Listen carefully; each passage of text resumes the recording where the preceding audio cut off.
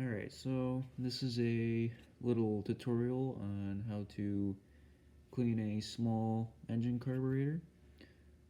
And in this case, you will need, of course, the carburetor, some carb and choke cleaner. I recommend Gum Out. It's honestly the one I get to use that works the best. With that, you will also need just a standard ratchet. You're only going to be really using this once or twice, so.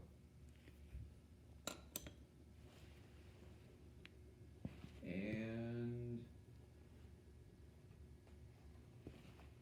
a maybe 10mm socket for the screw on the bottom of the bowl. This carburetor currently doesn't have one. I have to get a new one for it. And yeah, you should be good to go for cleaning it. Alright, so when you begin to dismantle your carburetor for cleaning, you need to remove the screw on the bottom of the bowl. Like I said, currently this doesn't have one, but this is just demonstration purposes. You remove the bowl, it just comes right off. You can look at the bottom of the bowl, see how clean it is. This one's pretty good. And this right here is your float with your needle. And this just simply comes out. There's a pin, if it'll focus. And simply that pin just pulls out. Do not lose that. And then your float and needle, well in this case the needle fell off. But your float and needle should come out in one. Just sits right on here. And there you go. Your float and your needle is out. And you should be ready for cleaning, and I'll also show you some quick tips and tricks on how to test your carburetor when it's off the engine. Okay, so for this one, we move to the workbench with paper towel, just so you want to help not get gunk all over the place. And so it's easy as this. You're just going to take your carburetor, your carbon choke cleaner, get in the little inlet holes there, and you're just going to spray them all out.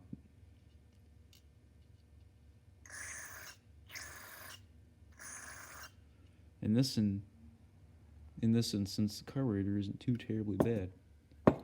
And you can get it and spray all along the outside. You ain't hurting it any, you're just cleaning it up.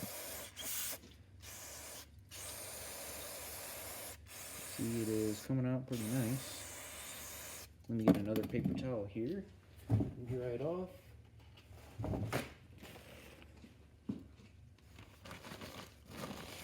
Or at least attempt to dry it off.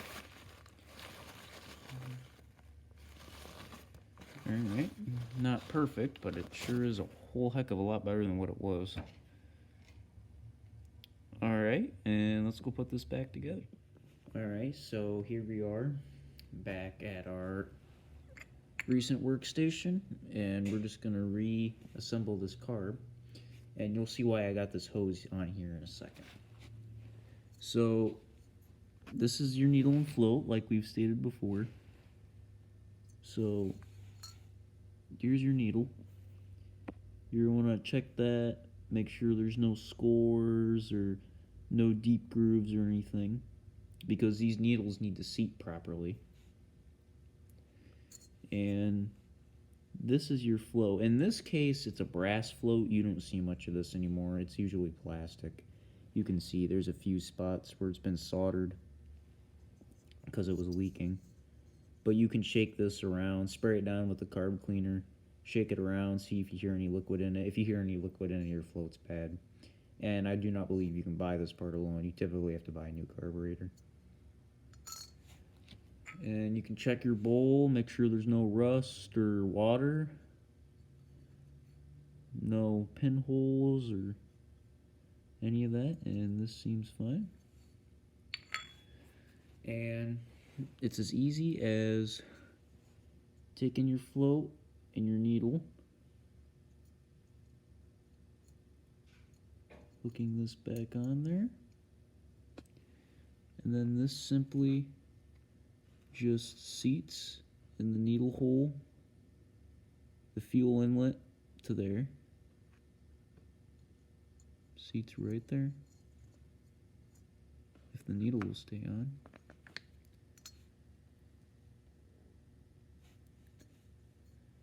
Alright, there we go. Let me check this needle here. There we go. Okay, now after that, line up your hinges here.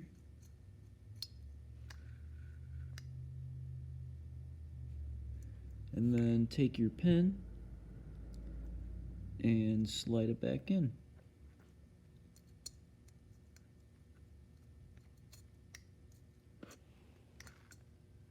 And then of course your fuel bowl. But I want to show you something here real quick. Alright, so the reason why I left the bowl off of here is because I want to show you something. So this hose, I have it hooked up to the fuel inlet that goes straight to that needle. And I don't know if you'll be able to hear this, but your needle needs to seat properly so you get the correct amount of fuel. I don't know if you'll be able to hear this, but I'll try.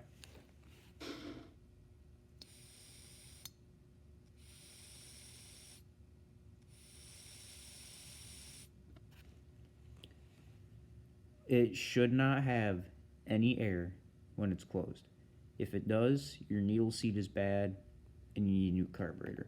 In this case, we're good to go, and we can put it all back together.